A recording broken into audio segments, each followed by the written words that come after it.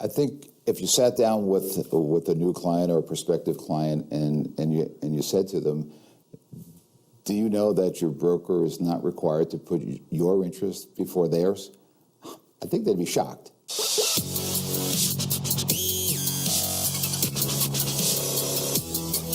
Brian, is this rule as big a deal as we're making it?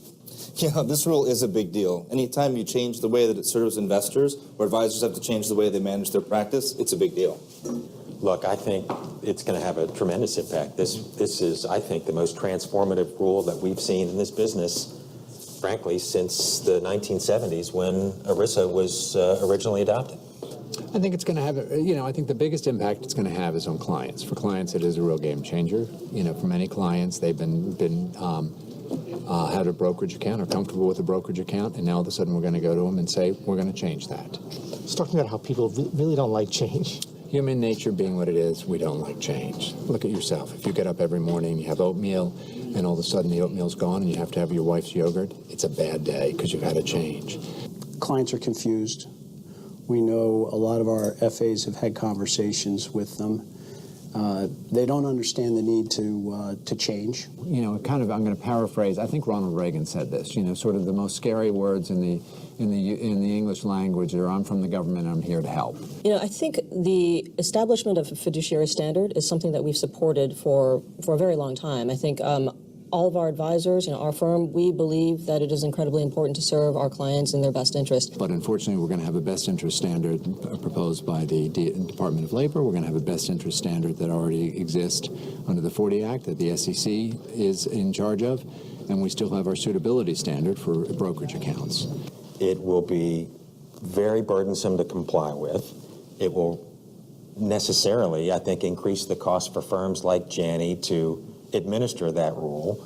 That's going to translate in some form or fashion to our investment advisors and our clients, and it might get to a point, we're hoping this won't be the case, but it might get to a point where it may be too costly to serve the smaller account. Yeah, there has been a lot of noise about the negatives of the DOL rule, and there are positives. First and foremost, we believe a fiduciary standard, doing what's in the best interest of investors, is the right thing. So a rule that helps to create that condition is great. The other things you can think about is that it provides clarity. It helps investors better understand what's available and who's acting in what interest. So, when you have things that create transparency, when they have people better understand what they're doing, it actually creates even a higher level of trust between advisors and investors. Those are good things. The DOL was smart enough to understand that the days of the pension plan and the profit sharing are gone, and now a lot of the decision-making process is on the individual.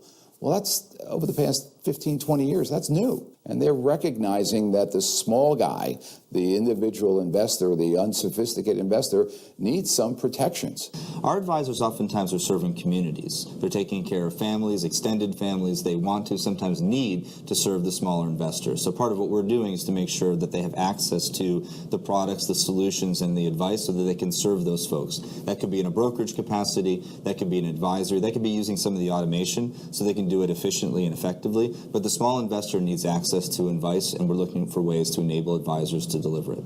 So it's always been, in our opinion, that you do well in our business by doing good. And I think that is not yet taken to heart by Wall Street. They're getting there. Almost any business, certainly the financial services business, it takes about 10 times more money to create a new client than to keep an old one. So I don't think they get that it makes good business sense to keep all your clients virtually forever. And you do that by doing the right thing.